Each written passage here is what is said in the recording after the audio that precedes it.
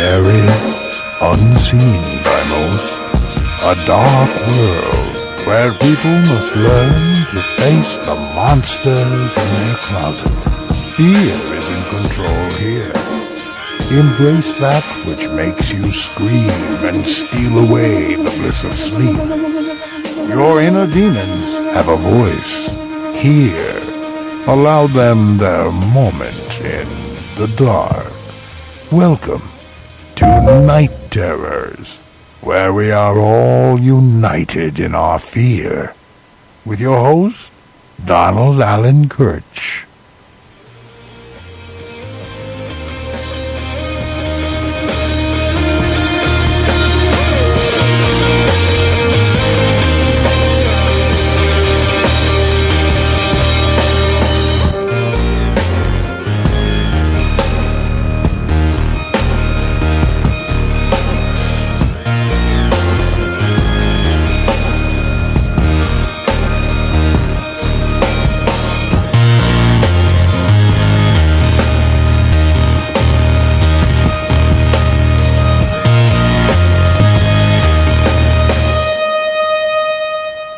Hello, welcome to Night Terrors. This is your host and sometimes real person, Donald Allen Kirch, inviting you for what I hope will become a very good and interesting experience in nighttime radio. It is my hope that this show will help people who are scared about certain things in life will have a place to have their voice. We're going to cover everything from aliens to government conspiracies. If you have a nightmare and you want to share it with us, you can call us here at 716-745-4266. I remember when I was a kid, I used to have night terrors myself. I would wake up in the middle of the night screaming my brains out. And my parents, they would come and try to console me, but in the end, I really didn't have anybody to talk to. That's what I'm trying to do with this show right here. I want to give you a place where you can speak your mind, and in the end, we will all be united in our fears. I would like to talk a little bit about I'm a paranormal investigator, and I'm also a part-time writer. I write horror, science fiction, and fantasy. And if you would ever like to see my website, just go to www.donaldallenkirch.com. I would be happy and honored to entertain you. As for the show itself, I'm hoping to get in the future some volunteers and paranormal investigators who will be able to call in and give us what I would like to call something like a paranormal weather report of the ongoing investigations that they are having. Also, I would like to talk about people's nightmares, see if there's a way that we can help them, with the phobias that they have. And in the end, like I said, this is a show that is dedicated to those people who are looking for a voice and have nowhere to turn to. I am here for you. I am here to talk with you. We will help you with your demons. Now tonight, we're going to be having a really good show. I will start off with my own personal night terror that I had once. I was attacked by a ghost. And when I tried to tell people that, they all gave me that look like they were ready to take all the sharp objects out of the room. And if anybody has a ghost story that they would like to share with me on that, I am a sympathetic ear. You can call me in and talk about that as well. Mine happened exactly 10 years ago this August. I was attacked by a ghost at a house called the Sally House. And basically, I got involved with a few paranormal investigators because I was doing research for a horror novel I was writing called Manchester House. And I was lucky enough to get involved with these people who knew the owner of the Sally House in Atchison, Kansas. It was a nice house, built in the 1880s. It was just a very, very nice house. And I was down in the basement. I was talking to people. I was having fun. And the next thing I know, bricks started to appear out of nowhere, which was kind of weird for this house because the walls in the basement were made out of riverbed rock. Only the men were affected at this house. And all the documented cases of attacks at this house, I only have heard males being affected, not females. And the next thing I know, we go upstairs, and as I'm going down these stairs, a set of hands that were belonging to that of probably an adult female touched me on the shoulders, and a pair of hands grabbed me at the ankles that felt like the hands of a child. This kind of freaked me out, so I stopped for a minute because I was in the middle of writing some notes that I was doing. And the next thing I know, the hands that were like that of the child pulls my feet out from under me, and the adult hands of the woman's that are on my shoulders pushes me. And if it hadn't been for the instinct for me to put both my hands against the railing and the side of the house, I would have gone butt over tea kettle down this long set of Victorian stairs, and I would have broke my neck. That was amazing enough. But when you try to tell people that you consider your closest friends and comrades, outside the circle of the paranormal investigators, you try to tell them this, that's when you find out who your real friends are. Because they started thinking that I was nuts.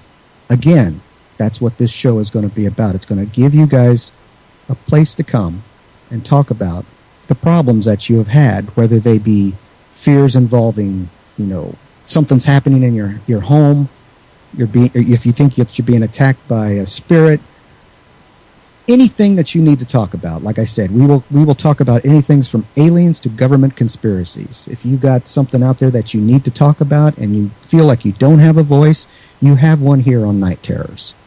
I'm not a day walker. I'm usually a person that stays up all night, so don't think that you're taking away any of my beauty sleep, because frankly, the warranty went out on that years ago. I'm trying to make a place where people who consider themselves outsiders, people who have a story to tell but they don't know where to say it, this is the place where you can do that. I'm here to help you, and if you need anyone to talk to, Night Terrors will be the place that you can come.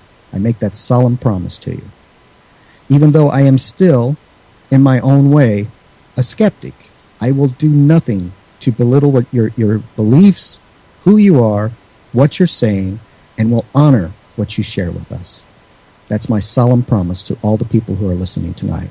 Now, if you would like to go to a YouTube page, I am creating one right now as we speak. So probably in the next episode, I will be able to tell you a little bit more about that, so you can go and listen to archives of the past shows. I don't really know of any. I'm not really savvy with Twitter or anything like that, but I have friends that are educating me on that, so I will try to get on that for the people who have cell phones. There's a certain amount of mystique when it comes to talking about fear.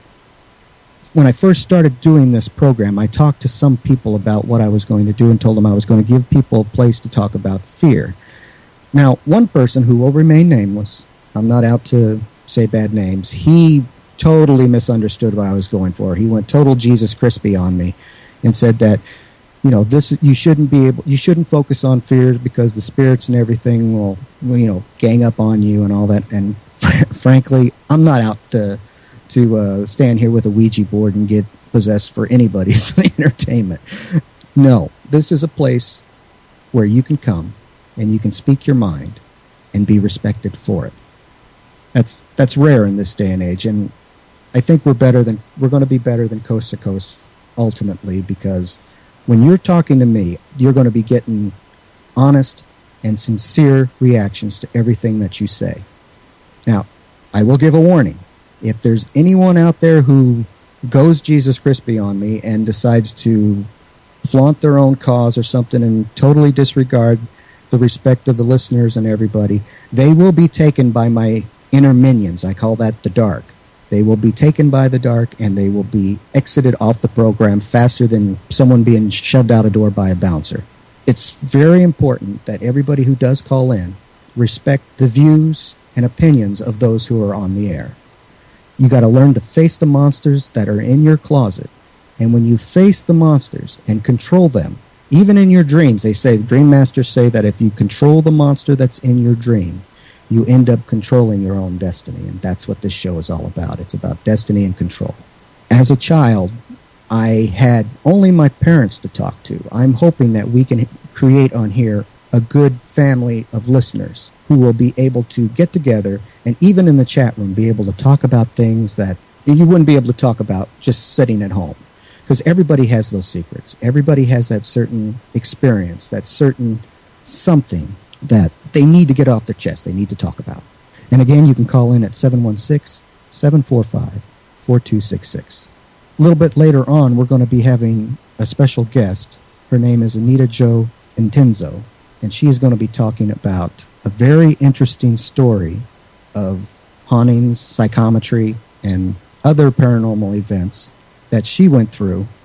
And she is right now currently a very high sales ranking author on Amazon. I've read a little bit about her. She seems very interesting, and I'm looking forward to talking to her, because one of the things about the paranormal when I've gone through it is that there are times when people, they go into a house and instinctively you know when you walk in that this is not a place that you want to be. And she went through something that was really fantastic, and I'm looking forward to talking to her. If anybody out there would like to call in, again, our number is 716-745-4266. And like I said, you can talk to me about anything. It's going to be shared in our family here.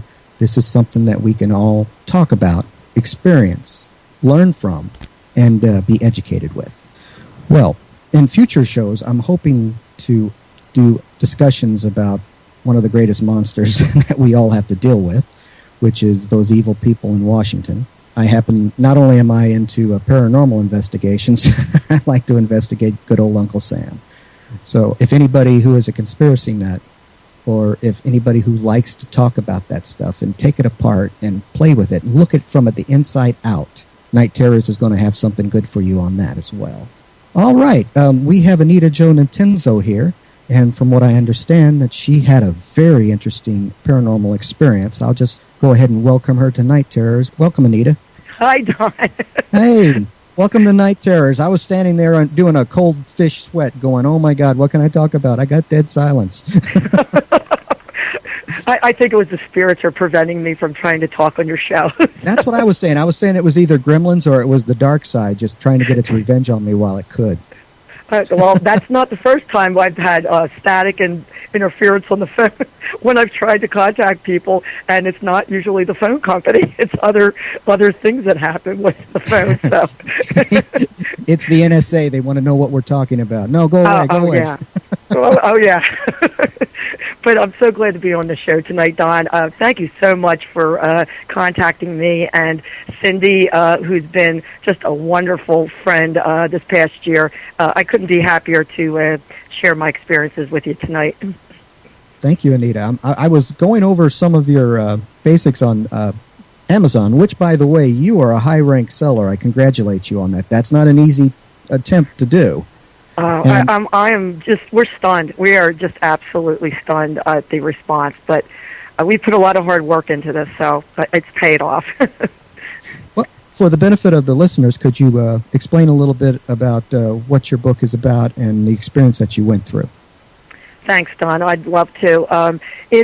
My book starts out from 2009, my experiences with a deceased friend, and when I became the executor of the estate almost overnight. He died unexpectedly at the age of 55 from a heart attack, and what it transpired was just the grief and the overwhelming responsibility of having to deal with the estate, which turned out to be a hoarder's estate.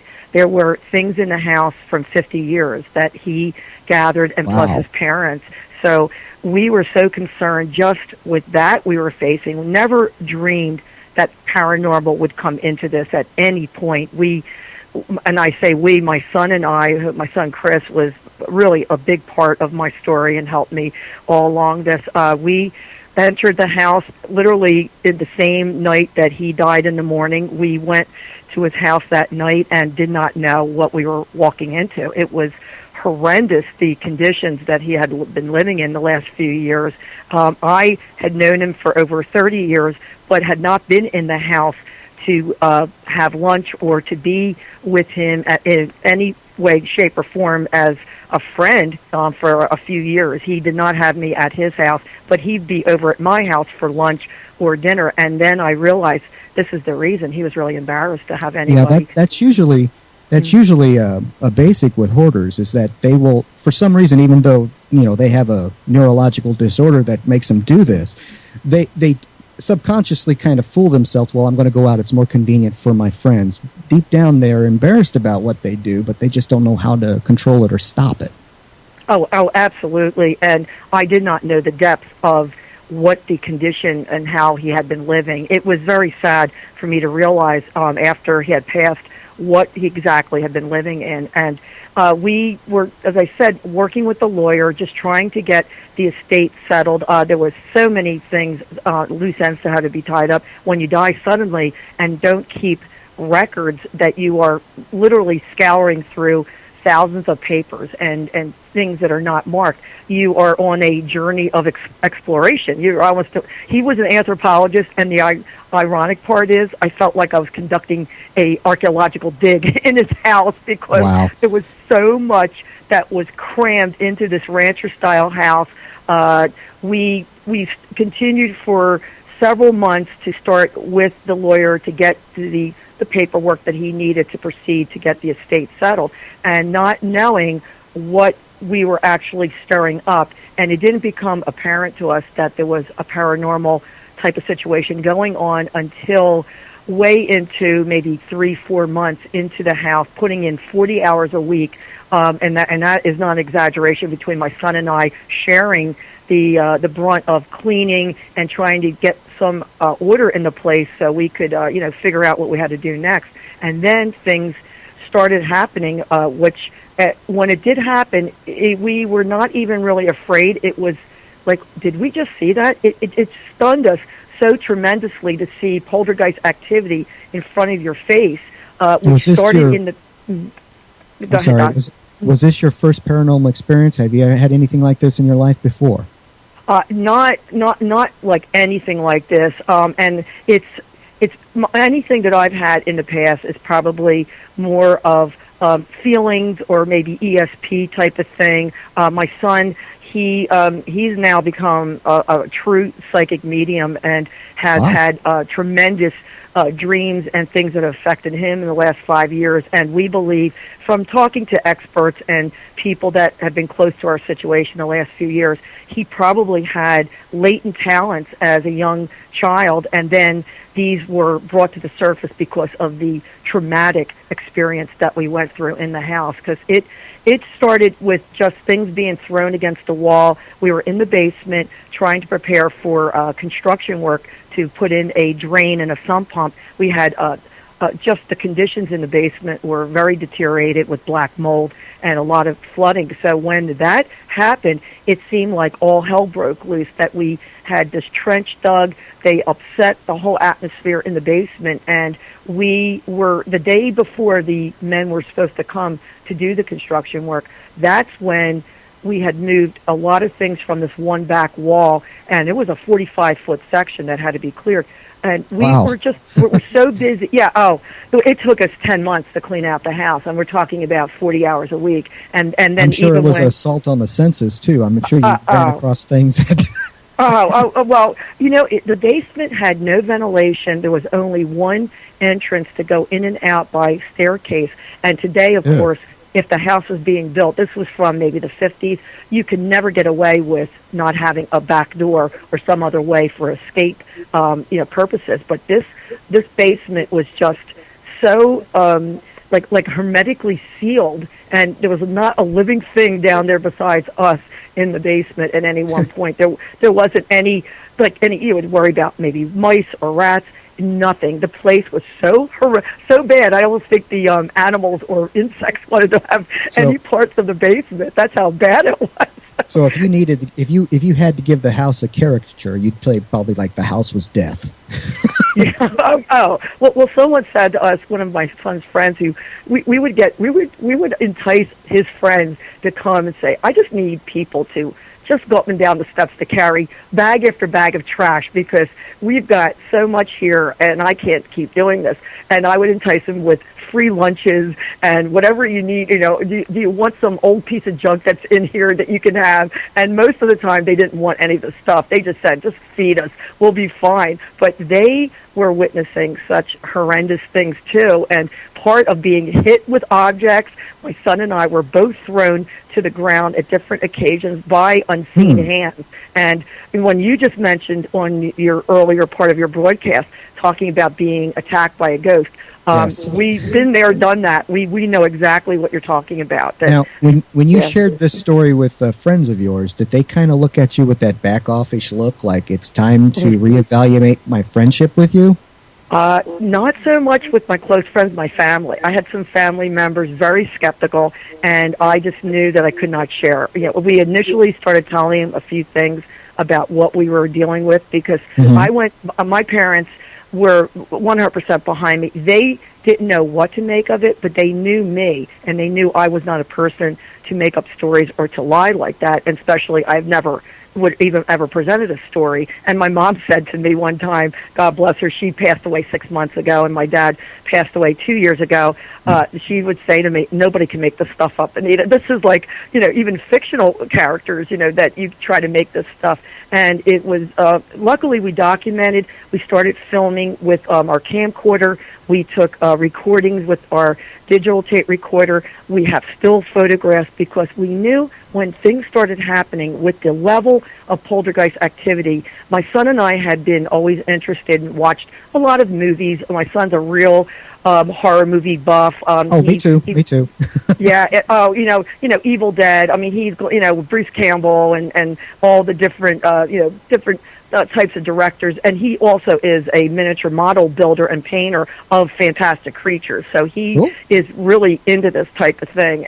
But he and I we were almost at the point to say, this is a really unique experience, and if it's not too terrifying, we could still come back here. Let's try to see if we can document this. And we didn't think it was going to go on for the next 5-6 months continuously, which it did, Don. We every time we went, we would be in there for 5 minutes and things would start getting thrown across a wall or thrown, in our direction. And we knew at that point that there was an intelligent it was a back and forth of intelligent haunting, that they heard what we said and they would answer in the most unique way of only I would get it. Or my son said, well, I think they just heard what we said because look what they just threw across the room. And that was like almost, we did it with a lot of laughter and fun at the beginning. It was like almost, this is incredible. Like, this is almost funny what they're doing to us. But then the more that we cleaned out the house, the more things turned more and more sinister and dark. And it was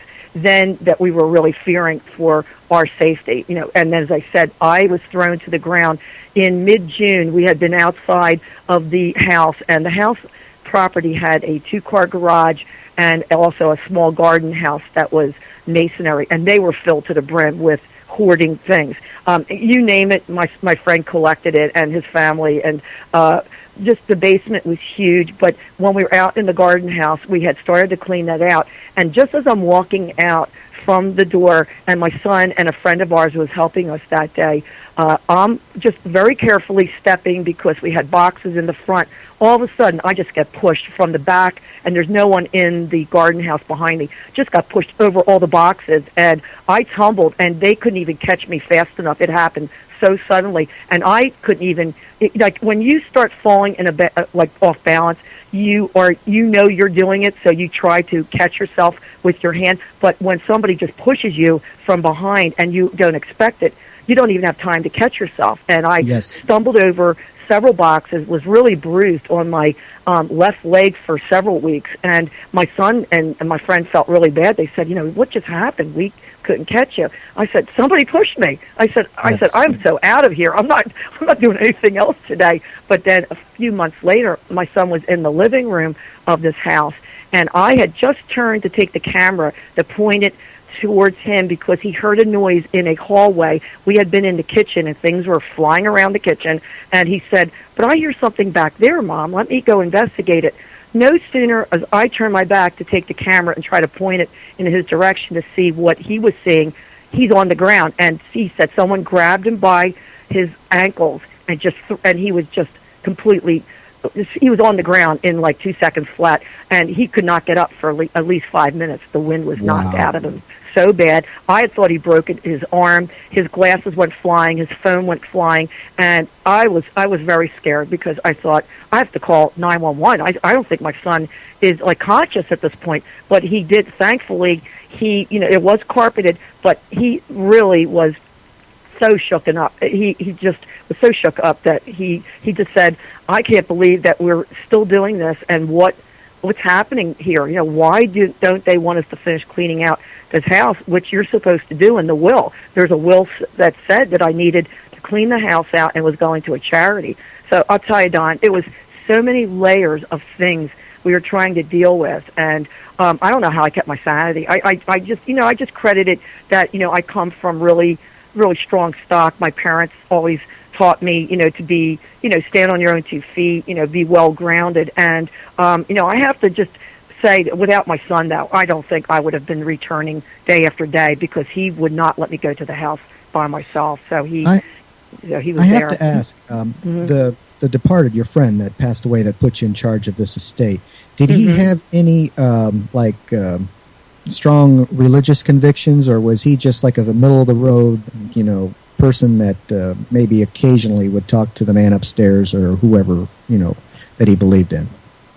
He was but he was very religious. He had a very strong Lutheran background. At one point, he had switched to another religion when he was out west because of the influence, and he was very committed to being a new member of this church. But then when I think his anthropological scientific mind would always kick in a little bit in the back, and he was very disappointed on some things that I think were related to his membership, and maybe looking for a job promotion that he thought he was going to get. When that didn't materialize, he was very disillusioned, and he came back here to, in fact, he didn't even have a place to stay. He thought he was going to be staying out west, but he went to live back with his parents temporarily, and then he wound up staying because his father had suddenly died, and then his mom was very ill, and he took care of her. But he was very strong in his convictions, but yet he and I always believed that we're like non-denominational, and like that's what I feel. I mean, I have a background with I was brought up in a religion, but as you get older and as you see more of the world, and after particularly being through this type of thing that I've been through, you remain strong. I know there is something else, that beyond this life, especially when you're being contacted by someone that you knew so well and loved, and it's something that is very gratifying to me, and it's not so much that I fear, it's almost maybe a gift that's been given to you, because I feel that my book, in my mission statement, from just deciding to write this book, I am not a writer. I never dreamed I would be here 5 years later. I always loved to write, but just things for friends. But then when I had this story, I had been keeping a diary the whole time we were working at the house, and when I would tell my family and some friends, when we would get together during the holidays, they said, you have to write this down, Anita. You have to tell your story.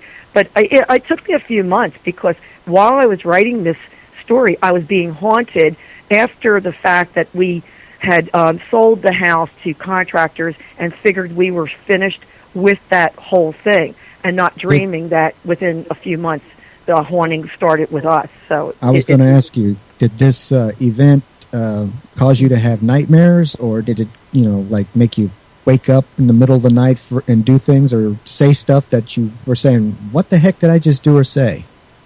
No, I not that. With my son living at home before he got married, he would have tell me if he had heard something. But my son was targeted. He was the one who was getting dreams, people coming to him.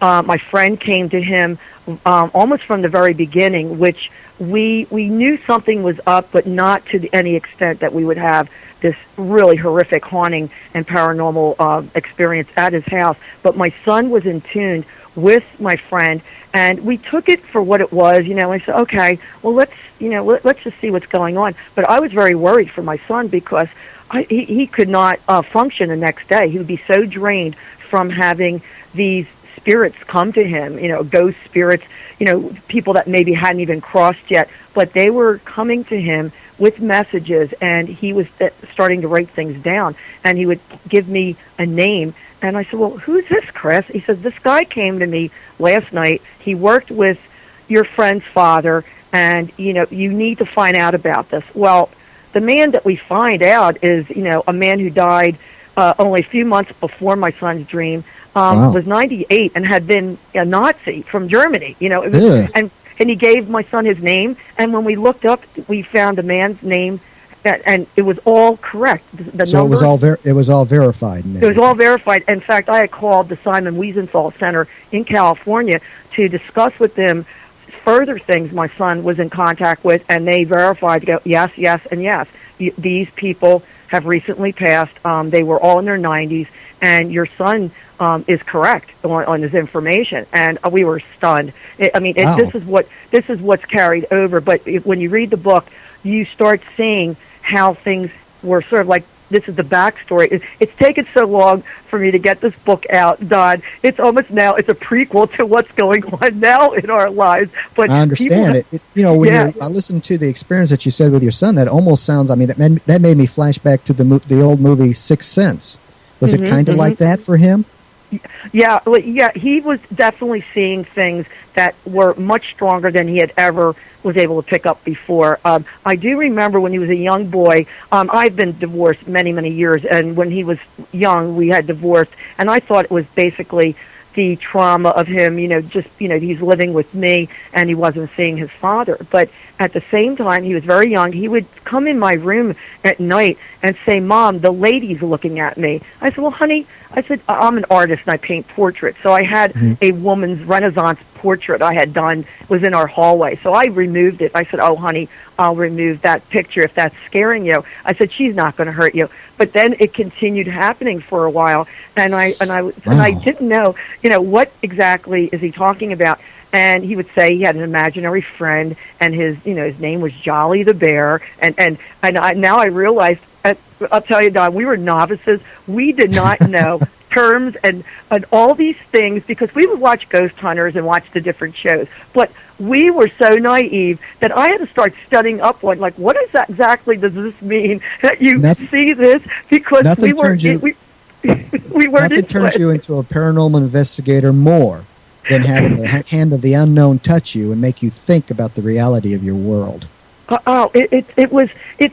Someone said to us, it's not like you went looking for it, it found you. And it's, maybe it was meant to happen, because my book really is out there for people to say to them, you're not crazy. You're not imagining these things. If you know in your heart of hearts that you've seen something or experienced something that you can't explain, it doesn't mean it's invalid because you haven't had that experience before.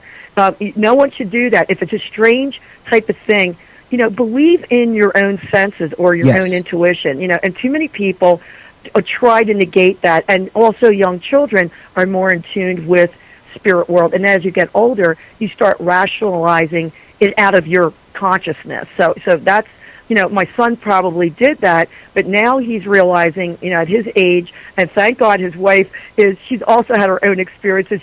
When they dated, he had to tell her, you don't know what I live in. I bet that was interesting. Yeah. I bet that was interesting. And she had to be well aware of what she might be facing here, and because they lived with me until now. They've moved into my parents' house, and it just seems to be, it's like layers and layers. But my son, he's tried to tone it down. He tells the spirits, look, I'm not interested tonight. Just leave me alone. Yeah, but turn it on the snooze button. Go away. Yeah, he'd like to get some sleep. But, you really don't have control. When you're dreaming at night, your defenses are down, and that's when they seem that they could enter his realm there, and he could then, but he keeps a diary now, and jots everything down, and it doesn't have to be if he's in this environment. He's even gone on vacation, and he's had people come to him and tell them what happened at the vacation spot, and he says, nothing like being on vacation and have a little boy who told you, well, I drowned in the pool, but they covered it over, so it's a bar there now, but I just want to let you know I'm hanging around. And Now, I have to ask, on the whole spectrum of your experience, what was the funniest thing that happened, and what was the one that was the most horrific that made you, like, get the shakes where you couldn't, like, control yourself? You had to stop and, like, breathe a while. Well, I think the funniest thing included with my son and his friend, they were down the basement the first time we had maybe seen something that was repeating itself. It was what we would mention about, well, we cleared out this area, and his friend said, well, you guys did a great job, and we heard a crash to the ground. It was a can that was pushed off the shelf, and his friend looked at me, and he said, I don't know, maybe that just happened. I said, well, let's see if this really, like they do on those shows, and I didn't even know how to go about it, but I said, I call him Paul in my book because I've changed the names for the privacy of the family. But I said, Paul, if it's you, Paul, I said, let us know. And the next thing we know, there's a photo slide smashes against the metal cabinet. And when I looked at it here, it's a man dressed in colonial costume from Williamsburg, Virginia. And I immediately remembered my friend who also would dress in colonial costume during the bicentennial in Philadelphia. He was a tour guide. And I look at this and I said, this is the same thing he did at a printing press at the Benjamin Franklin Courthouse, that he was, experimenting and showing how the old printing presses worked. And here's this man also at the same type of position. So I knew he was saying, do you remember this? Do you remember this picture of me? But, it wasn't him on the slide, but it was the same situation. So I said, well, maybe, see, guys, I said to his friend and my son, and they go, well, we're not staying down here. And they rush up. His friend makes the sign of the cross. He says, goodbye. And they're up the top of the steps. They say, come on, Mom, you got to come up the steps. I said, well, let's try one more time. I said, maybe that was just a fluke. I said, if it's really you, I said, why don't you bang something else right near me? And within 10 seconds, some metal that you put, it's something that you would receive. It's like a visor metal you put in your, if you're like a Catholic background, you would stick it on a visor and it would protect you, supposedly. Well, there's this religious medallion. It's thrown right near my feet. And when I pick it up, it's hot. It's hot to the touch. And I show it to the boys at the head of the stairs.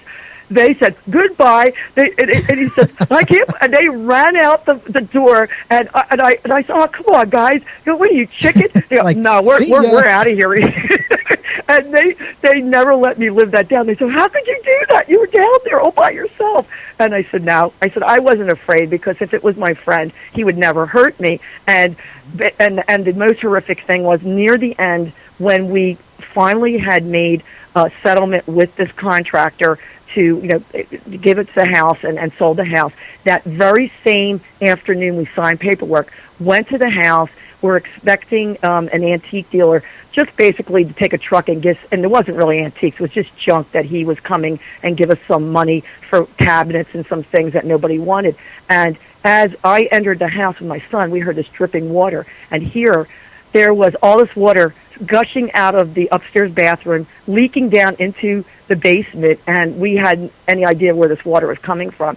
So we turned off the valve near the toilet, and I said, Chris, I don't see any leaks, do you? He goes, no, Mom. He said, well, let's go check the damage downstairs. The water literally went through the wooden floor down and just was seeping and made like a half of the floor in the basement, after we had all cleaned it up, was all puddled. It was about an inch of water that it must have been running for 2 days, the water going down, and we hadn't been there for 2 days. And we saw this. Could it have been, I don't know if anybody suggested to you, but could the water possibly have been something like ectoplasm or something that was itself in ghost form? Maybe it was like you could see it, you could experience. Was there somebody else in the room that when they saw, you're saying, look at the water, they saw, did they see the water, or did they just see nothing? Mm-hmm. No, it was actually water, Don, because we called an emergency plumber. They came, and here, the tank to the toilet, we couldn't see it. There was a fine line crack, and he said, you know the kind of pressure it takes to crack that toilet? He said, I said, well, no one's been here for 2 days. I said, because I had a bad cold. We came in today because we needed to meet with some people. I said, no one had even used the bathroom the last time we were here. Nobody washed their hands. But he said, no, he said, that takes a great deal of force for that to crack. And he said, well, and then he went down, traced it. He said, look, the men are coming. They're buying the house. He said, don't worry. He said, you're lucky it did not damage the water heater, and the other heater, below this. But what had happened before he came, and this is where we were so terrified that we ran out until the plumber came. We were trying to push the water into the sump pump drain, because all the other pipes and things had been taken out. And I had gone upstairs. We could not use the phone. The phone line dies, and I can't call from his phone. My son said, well, use my cell phone. I run upstairs to get, a connection, and my son starts yelling for me. He goes, Mom, get down here. Someone's walking through the water. He could actually see a dark footprints going and then bubbling up on the water, and he was terrified. Was it like a shadow person, or was it just like the Invisible Man? He could just see like footprints inside the water. Could see someone like traipsing in the water, and it was you could see the pressure of someone walking in the water.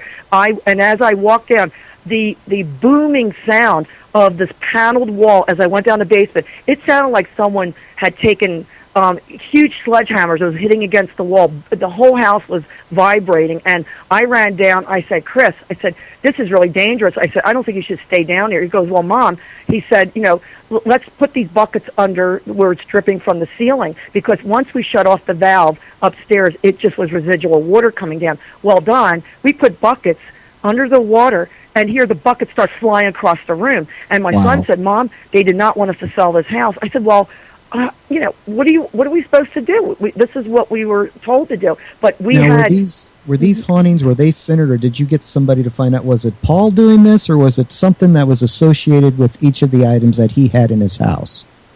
It was, we actually got a group to come in.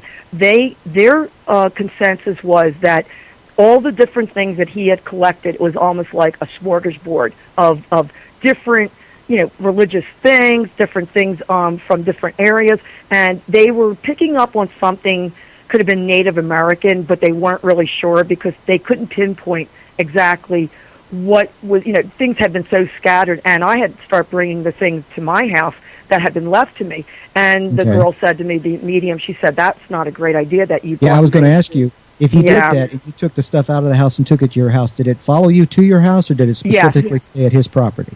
Yes, we had definitely. But at the time, Don, we started to do that in January when he passed away. It wasn't until May that we started getting this tremendous activity going on. So the deed was done. We had already brought things in to my house, and in that 4 or 5 months, we were like so totally unaware that anything could follow us that I said, well, my basement's empty. Let me just store these things down here for now until I decide what to do with them.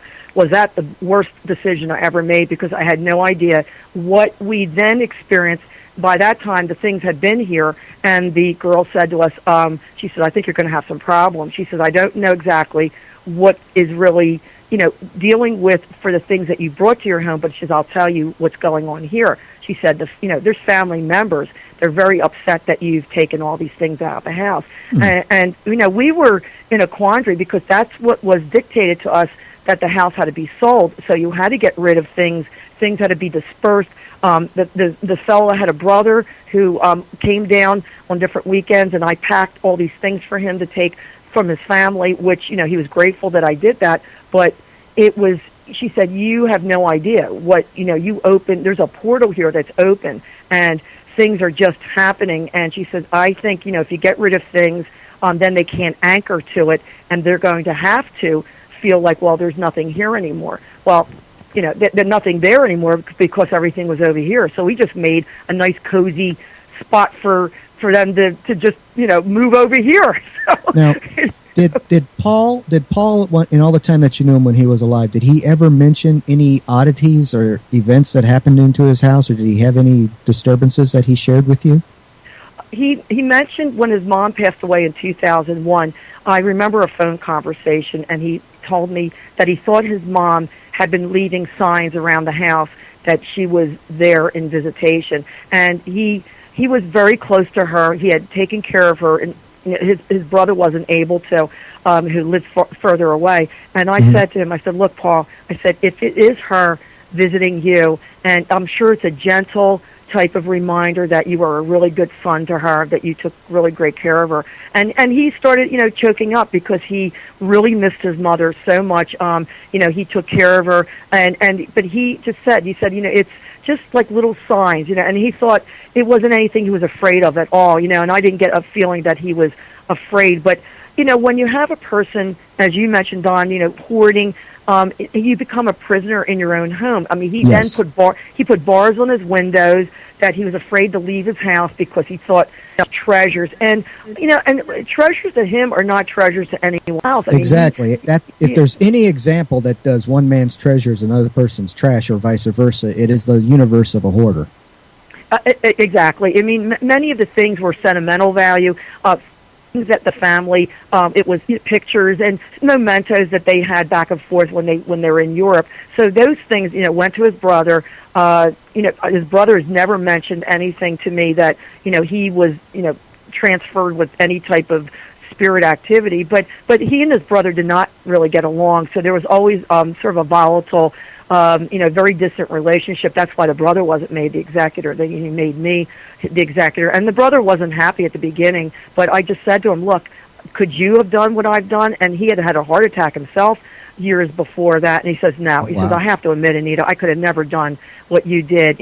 And he was afraid things were going to be thrown out. But I said, you don't know me. I am meticulous. I will go through every single piece of paper here because I don't know what's here, and I can't throw any of this out until I see. So that's why it took so long. Here's a question that came in from the chat room. Someone wanted to know what's happened to Paul's house now. Was it bought by another person? Have they had any problems with the house since, or anything like that?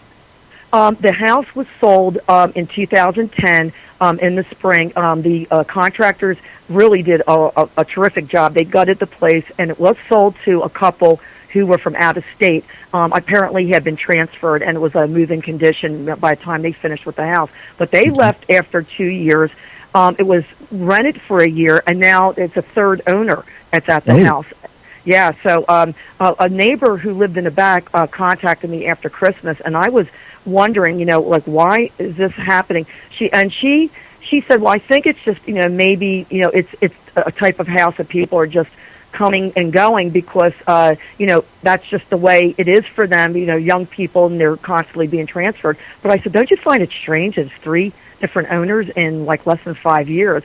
And she just said, well, she says, I don't really know why that's been going on. She said, I haven't heard anything, that there's anything wrong with the place, but she hasn't read my book yet. So when she reads it, the neighbor, and I have to give her a copy of the book because she is briefly in the book.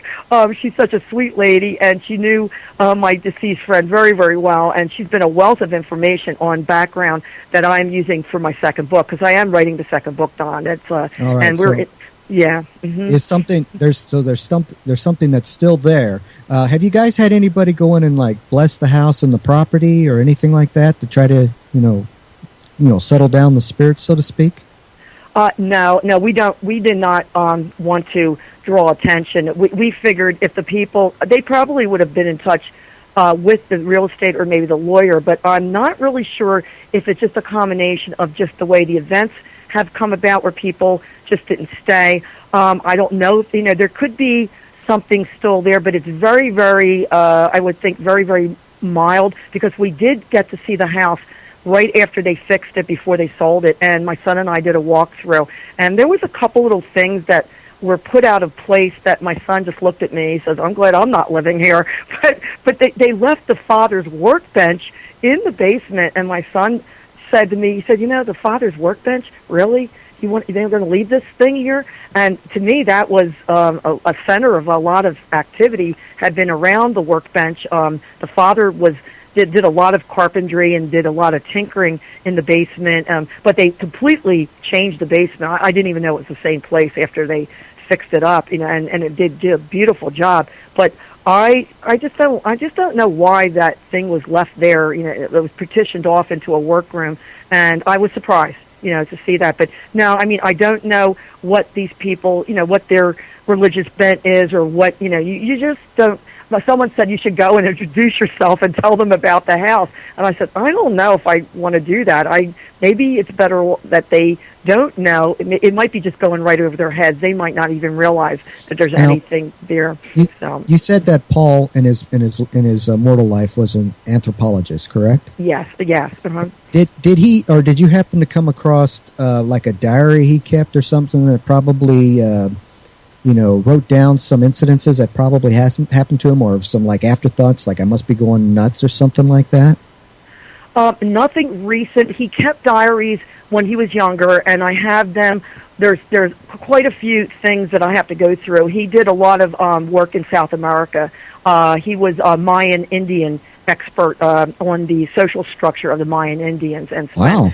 yeah, he was a brilliant man, walking encyclopedia. He used to give lectures to different groups. He was an assistant professor for a while out west, and had been a teacher. He was a writer also. He wrote wonderful columns for local newspapers on origins of different legends. I mean, could you imagine the irony of me coming across different articles he wrote about Halloween and what a poltergeist is? And I'm reading this, I go, well, Paul, I don't know. You became a poltergeist. I'm reading your material here. That you have all these articles. They had all these copies that he had stashed in this big Tupperware bin. And I'm reading through, and I said, this is incredible. He's writing about, folklore and legends and different things. And he was actually part of one that, he had said we were supposed to write a book together. And that's what I say in the beginning of the book. He kept his promise because we did write a book together. He is the main He's character. sort of your inspiration. Yeah. Well, he just couldn't. He was a person that he should never have died as young as he did. I think his death could have been prevented, but the way he lived, and he had some secrets that he kept to himself. Some things I had to discover that friends should never have to discover, and that was really unfortunate. But he was a really dear person, a very sweet man. Never ever had a bad word to say about people. He just was the type that had a lot of joy in his life and loved to share his knowledge with people. And it was very tragic that he died so suddenly that I could not even be there when he passed. They didn't call me till hours later that he was at the hospital for a transfer to be there to see if they could operate. And by the time they got him in the operating room, his blood pressure crashed, and it was dead before they could operate. And here they found out he had had a silent heart attack a few days before, never followed up with anything with a doctor because he did have asthma, and I think his inhaler, the types of medication, might have given him a false sense of that he got his breath back, that he was able to breathe better. But here it was his heart. He literally blew a hole into his heart by the time he had the heart attack, and there was nothing they could do for him. So makes you wonder if the house had something to do with that. Well, if you read my book, there is the possibility that there has been that theory has been presented because of what other things we discovered and what he was involved in.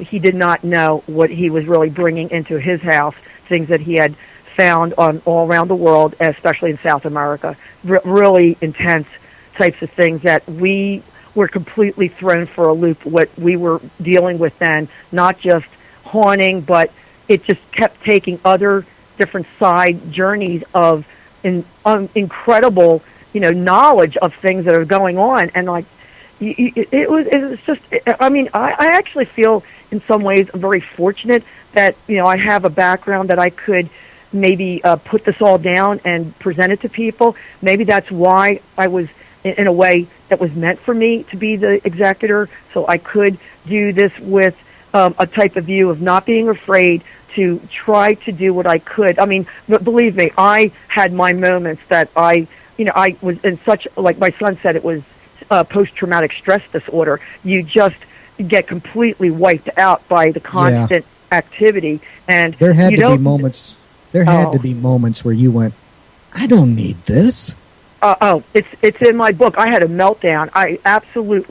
It was a meltdown that I did not know if I could even go on because it was just too much. Because I'm not only, I have an art business. I was trying to do that. I had 2 ill parents. My mother had a heart attack 6 years ago, in and out of the hospital 31 times. My dad had Parkinson's, so I had to, when she was in the hospital, we had to look after him. And I'm trying to go to my friend's house. So I was running 3 households. I'm trying to conduct art business with my clients, and I'm still trying to spend during the day to clean out my friend's house. And then on top of that, you're getting paranormal activity, and you're looking over your shoulder to say, I don't know if I'm going crazy. Did that just happen?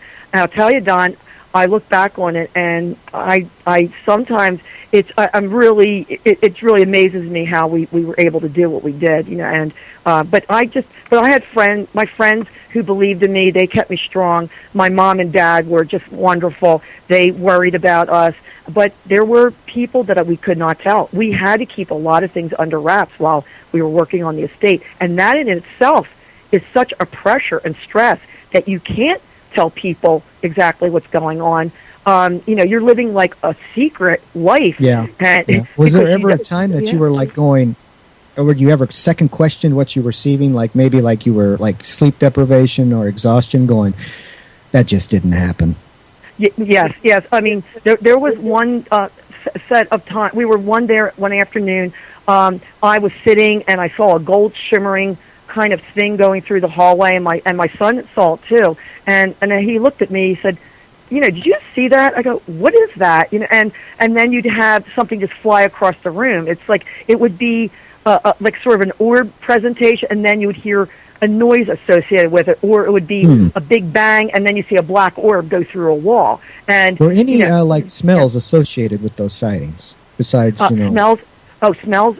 Yes, Don. We would have the smells of a wet cat. We found the ashes in a box of my friend's cremated cat that we found in a closet. That was not pleasant, but it was sealed. I can imagine. That was a surprise. I pull out a box and I see the name, dedicated to his dearly departed pet. It had been done by a funeral home or the crematorium. And my son said, I'm not touching that. I said, well, should we bury this outside? He never buried it. And we were getting wet cat smells, cat scratches, meows we were hearing. And also we would get smells of really foul odors. And it was foul enough in the basement. But the other odors were they just reeked, of like garbage or just something that just smelled like something was dead. It was just horrendous, and the house just would be, some days it would be so hot and humid, and then you get the smell. My son, that poor kid, would be running out from the basement, go outside, and he'd start vomiting. It was just so bad that the smell, but he would feel like something had just sucker punched him in the stomach, or he'd feel a piercing pain go right through him. And he was fine like 5 minutes before that. So he'd run out, or if he couldn't make it to the bathroom, he just would run outside real quick. And I worried about him all the time, because he'd start feeling sick before we even got to the house. And then when we left the house, he was fine. So it was psychically, just this stuff was being induced to either like let us leave, trying to drive us away from doing our duty, but it's like, well, what am I going to do? And I did approach the lawyer, and I said, do you think that you can handle this? He was not going to volunteer to take over, and he said, well, if I take over, then I get the executor's fee. I said, no. I said, I worked too hard. I said, I need this compensation because I have no business right now. My art business is really fallen behind. So he did give me an option, but I felt, you know what, you're just going to come in near the end of this and get the glory that you took care of this estate. When my son and I, it's blood, sweat, and tears that we put into this place. So he said, well, we could do this, but it's going to go to me then. But no, you're not going to get this. We're going to stick this out. That was another question I was going to ask you. If there's somebody out there who has a story to tell, are there certain particular signs that they should look for, as far as the legal world goes, on how to keep the rights and actually be able to tell the story they need to tell? Well, I'll tell you, I have an agent who is also a lawyer, and she has been very good with me to work with me on my book, and telling me, what can be discussed in the book and what not to be discussed. We've thought long and hard, and she has given her green light on everything the way I've done it in the book. She said, this is not offensive, Anita. She said, you have, shielded people's identities. She said, maybe people might have an inkling who this person might be because they know you. But she said, you're not putting it out there. You are trying to, present the story that you have to tell these people what's happened to you, because she says, I think it would eventually mentally just play on your mind that you never told your story, because you can't keep something like this bottled up. You need to either write this down and then just throw away the papers, or if you think you want to present this as a book. So she talked with me. That's why it took us about almost 2 years, that since we had worked with the manuscript, that she, went over everything and said, let's change this around a little bit, that the way you're presenting it. And I feel very confident. What we put out there is a very honest, authentic story. It is all true. In fact, some things have been taken out that I felt like I don't think the reader needs to know this right now, but things are going to be presented in my second book. And it's a continued journey, Don. We are still living, I'm living a paranormal life every single day. Things, yeah, it's, that's the way I put it, because I never dreamed I would be living this life 5 years ago. It does add a little spice to your life, doesn't it? I don't know if I would call it spice. Certainly a little spiritual enhancement. Yeah. When you were earlier, you said that you guys were videotaping and all that stuff inside when you were having these things happen. There was a particular phenomenon that happened to me when I was in the Sally house, that we would put fresh batteries in our video machines and everything, and everything would be charged up. But the minute something happened, it was like the energy in the camera would just drain down to nothing. And it's like we knew that we had hours of power left in this device, but it would like peter out in about 5 minutes. Did anything like that happen to you? Yes, it did, Don. We always brought a backup cable that would be long for us to use. We had an older camcorder, because as I said, we didn't have high-tech equipment. We're not ghost hunters, but we would put fresh batteries. We were lucky if we got a half hour or less, and the batteries would drain, or sometimes they drained in 15 minutes. So then we would have our alternative, either more batteries or then plug it in with an electrical cord, and it had maybe 100-foot cord, so we could walk all around that we need. But we always kept several things as backups. Also with our recorders, our tape recorders, we would place a tape recorder. One day we can get an hour of EVP and different things that we were recording. Another time there would be static, and we were lucky if we got 5 minutes of something, whereas the batteries drained, or it just would stop working, the whole recorder. And that was a very common thing. And I meant to get, I don't know if I fully explained when you mentioned about signs of what is a haunting. I write a blog each week, Don, and it's interesting that you would ask me, because someone else asked me, what do you see as signs of a haunting, or you're involved in a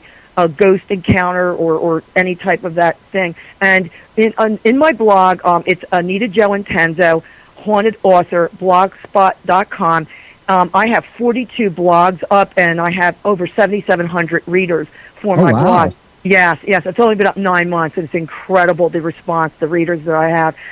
But there is actually, one of my blogs tells I think there's like 12 signs of a haunting, what you can experience. And what I did is the things I gleaned from the internet, like, the common things that you mentioned, draining batteries, or a smell, or do you see some type of a mist or orb. I jotted down like 12 of the main things that we experience, and it was each thing, after I put the main title, there is our own actual experience with that particular point of haunting, and how we describe it, and how we found that to match what we were in the house. So I think people would be very interested. In fact, it was used in one of the, I think it was a Paranormal Press magazine in the UK. Loved that one blog, and they put it in their September 2013 magazine, and they did an article on me, by using my blog and telling people these are the steps to maybe realize what you're dealing with. And there are many similar things that people report on, and you said there seems to be the same types of things, the repetitive type of haunting, which is more of like in a loop, that we definitely saw a trifecta, I call it, at the house, which we had the poltergeist activity,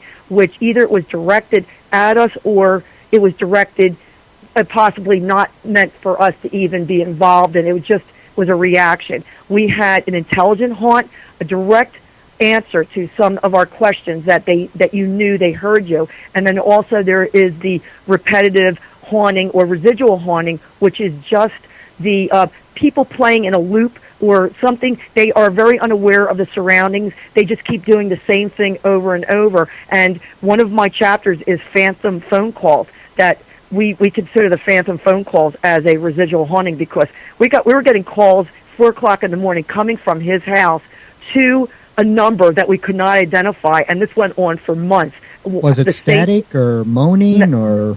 No, it was actually the phone at his house was calling a number in Bethlehem, Pennsylvania at the same time, 4 o'clock in the morning, same day and same week for the next 5 months until we changed phone providers, and then it stopped. And it's taken us several years. We found out what that was all about, where this was going, and when we talked to a few technicians and people that they said, first of all, the number was obsolete. They did not understand why the call was being made, especially we had no long distance on the phone, and the call should never even gone through to this, this long distance number. And then the operator told us, she said, well, the phone calls wouldn't be coming to us.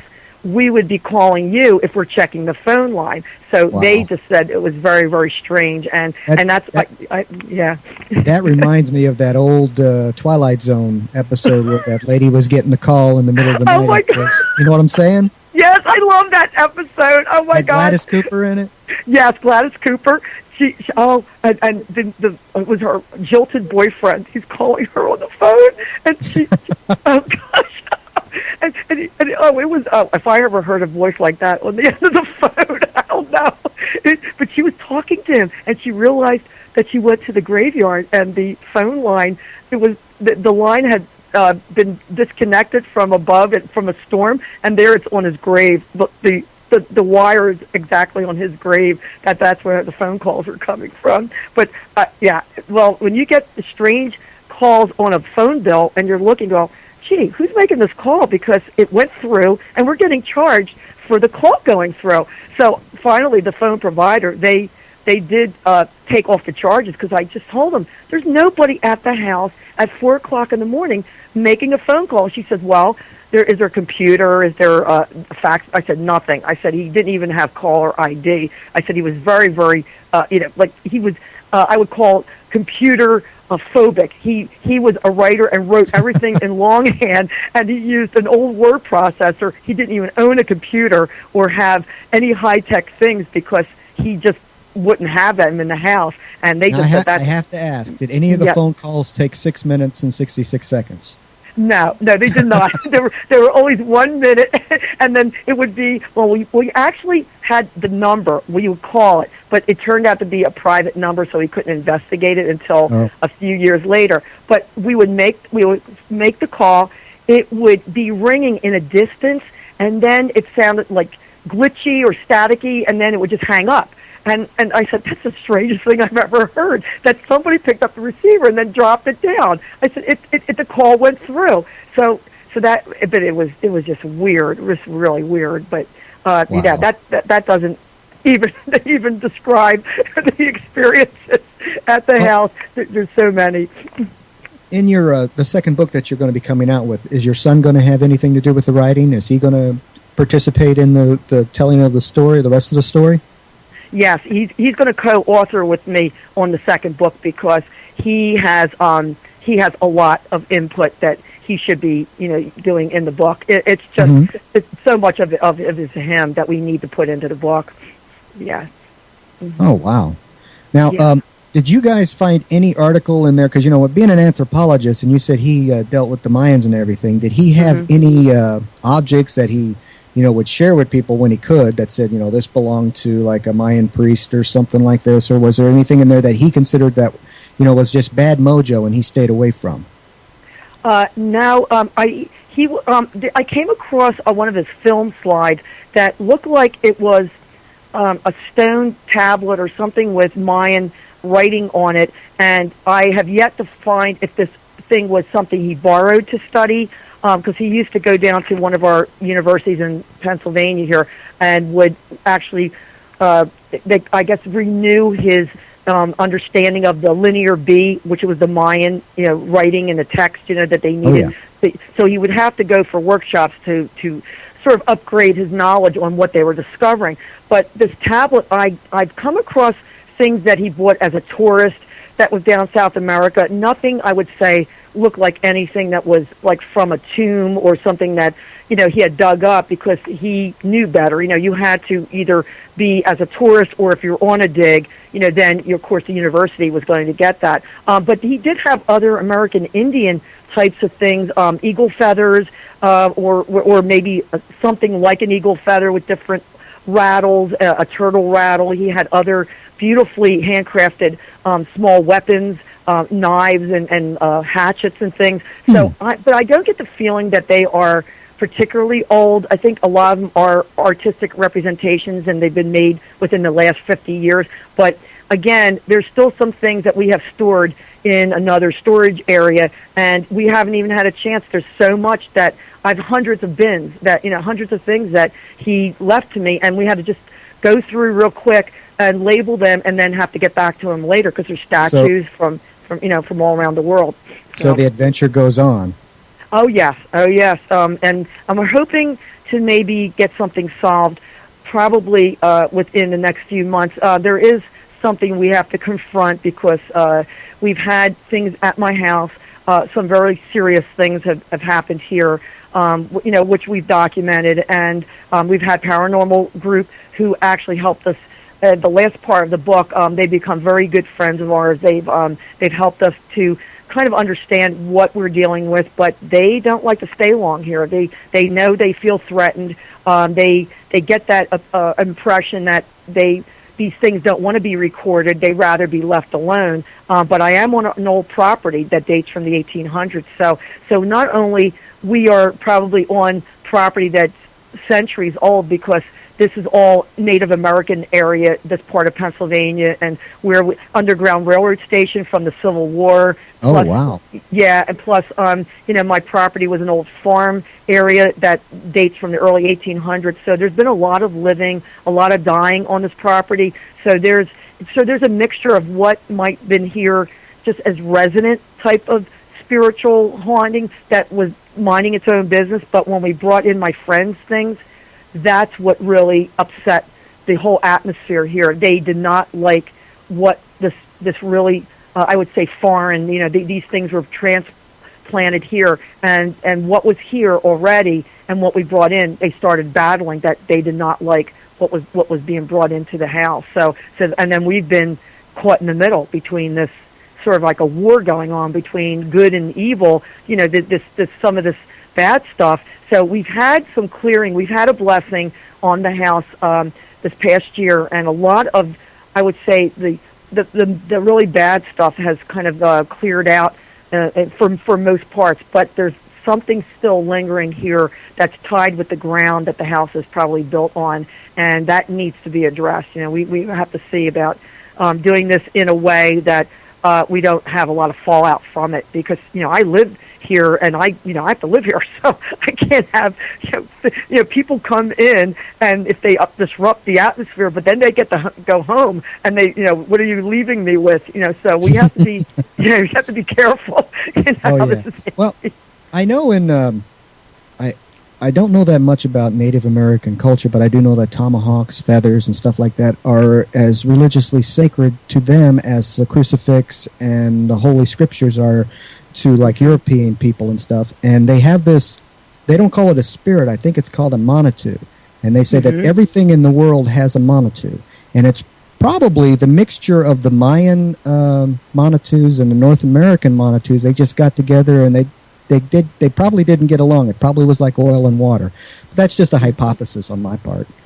Yeah, but Don, I've actually come up with the same type of thing, because it's maybe cultural differences because of what these things signify. You could take something that he picked up maybe in Rome, Italy, which might be more of a Catholic type of thing, treasure that he picked up, and then you're bringing back with more of the Native American, which is more of a nature type of spirits. I mean, I have no doubt that there's been the living on this property is unsettled too, because I think while we've been told that whatever here, they were minding their own business, and they really are attached to the place here. And I think the work that I do as an artist, and I restore antique dolls and different types of artwork.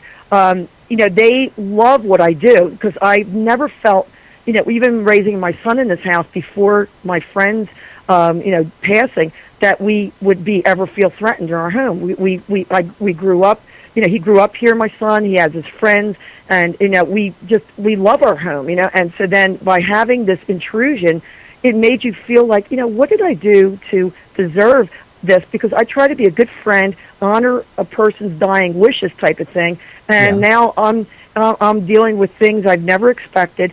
And I don't want to sound like it's a pity party, but you're pretty darn angry that you are in a situation that you are threatened, or that you're in something that you have no control over. So that's why we've taken control. I would tell people out there, if you ever feel threatened or scared, or these things feed on that, you have to feel that you are a strong person from within. Pull from that within you, that that you can fight against something like this. If you feel that you're terrified, they love to make you feel uneasy, unbalanced, because that's what they get their energy from. Absolutely. Yeah. And the more that you could show them who's boss, because hey, I've been sitting and watching TV, and then I'm in my lounge chair, and my hallway faces me where I'm sitting, and then you see a black shadow figure go by, and I'm looking at this, and I go, well, how are you tonight? I'm watching TV, and just leave me alone, But then I called my son. He was at work. I go, the shadow guy just stopped by, and my son said, what? You didn't do anything. I go, what am I going to do? I'm sitting in the chair. He just went by in the hallway. And my son was he was in touch with the shadow man. Yes. Shadow people scare the hell out of me. Yes, we have captured, we captured something in my son's room of a hooded figure, and then the shadow man actually shows up on our book trailer, Don, which I'll have to send you that link, because it's really a really interesting kind of thing we did on video, but it was only about 2.5 minutes. We spent 6 hours on a July night sweltering that we're outside trying to film this within my house, but we had to recreate like my friend's house with all these piles of things everywhere, and the statues and this and that, and it was really a lot of fun. My son's boss brought all the technical equipment, and fog machine, the red lights, and as we filmed this, the director got back to me, and he said, Anita, there's something on the beginning of the video.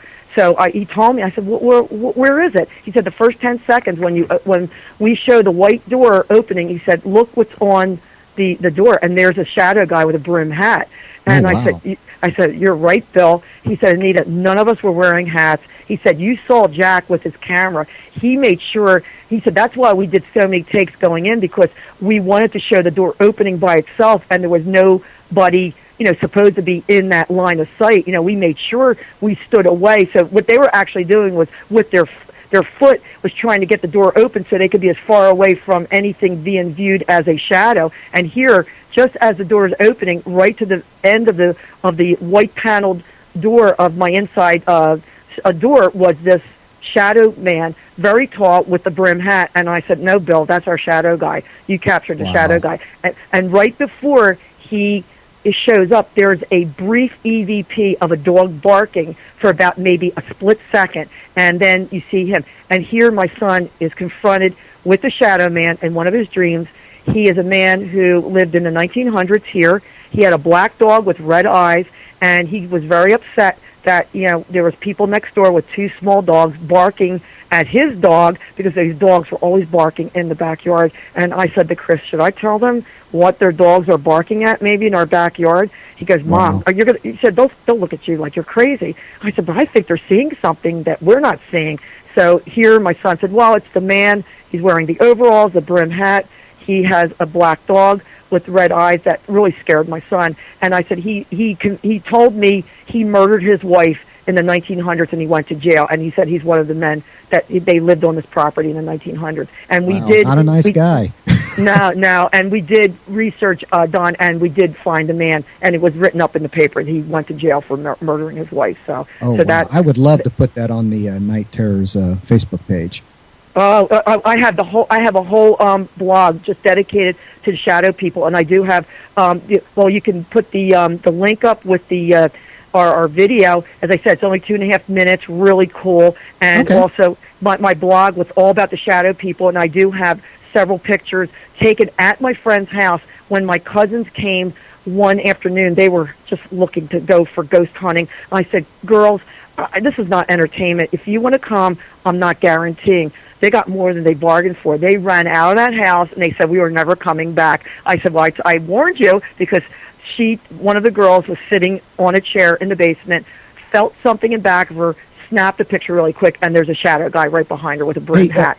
Anita, why don't you give your links one more time so that everybody listening could have that information? Yes, it's they can go to my website, Don, www.estateofhorror.com. That has a lot of information on that particular pages, and where they can even see if they want to buy the book. They'll give you the links. And then if they also go on my Facebook page, A State of Horror, there's also links on there that gives the most up-to-date blog that I've written, and they can just click on the most recent blog, but it also give them archival list that they can just pick out different titles that they might want to read, because I have a tremendous fan base on that. I'm always getting emails from people to say, really interesting what you brought up. And I try to do it in like you say, Don, you don't condemn or judge. It's to present both sides of the story. This is my experience, and this is what I've learned from gleaning other people, what they have come up with, and this is my take on it. And I'm not the end-all, know-it-all. I just present my own point of view, and these are actually, I'm learning as I write these blogs, because I'm trying to put into a context of knowledge what I experienced, and now it's like backwards. I'm trying to figure out what exactly does that fit into the paranormal world. That's how I've come into this. That's one of the reasons why I have this program, to give people a voice.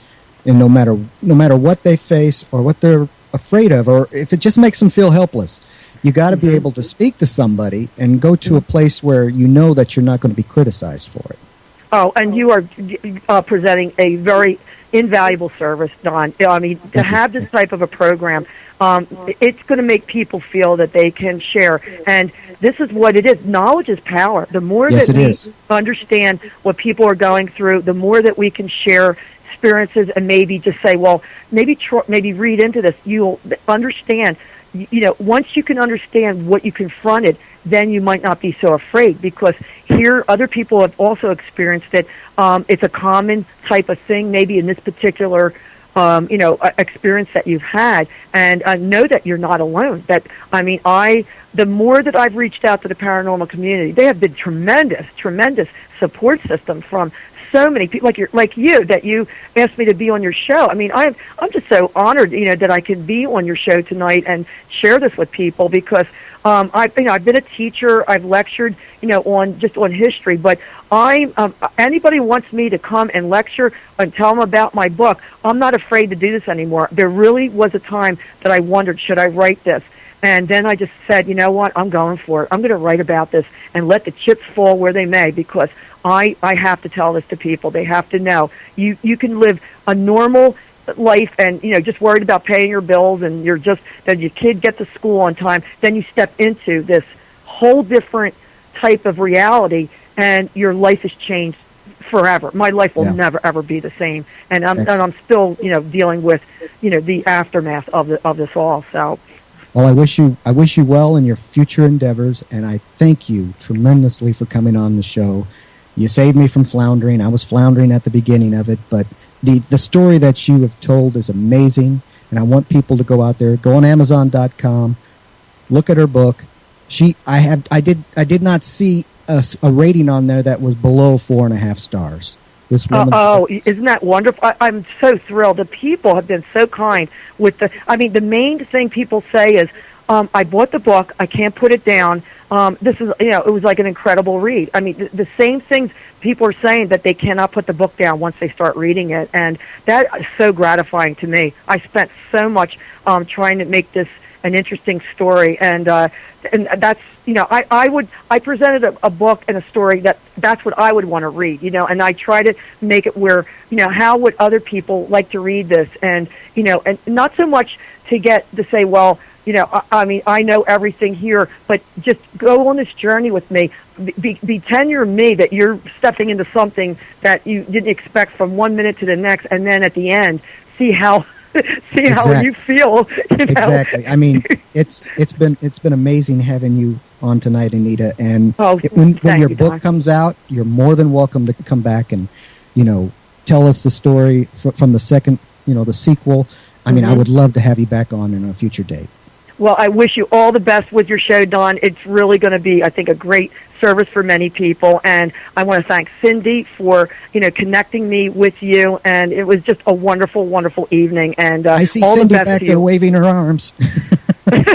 She says, "Hi, how you doing?" I hope I never know how I'm actually going to present things, but people could tell from my enthusiasm and I think my honesty. Like, this has been my life now, and I'm so grateful for the wonderful people like you and Don and other people that had me on the other shows.